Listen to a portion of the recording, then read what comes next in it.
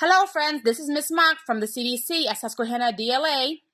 I'm going to provide you a small little activity where you can use household goods to make a homemade puzzle. You have a picture. I chose mine, an old card, so it's a little thicker, with scissors and then a marker. You can even use a clipping from a magazine or cardboard, anything that you have laying around the house.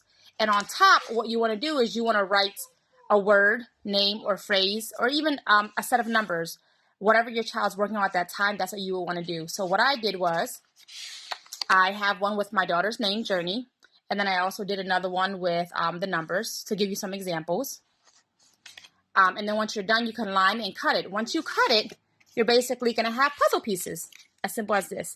Now, if your child is not spelling yet, what you can do is they can put the puzzle together based on the visual. But then if your child is working on words, then, they can actually put the words together based on what they know. So this puzzle right here spells the month of April. So I have A, P, R, I, L.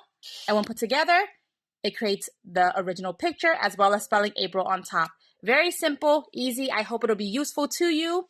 And I hope that you will like this and make use of it and share if you would like. Thanks.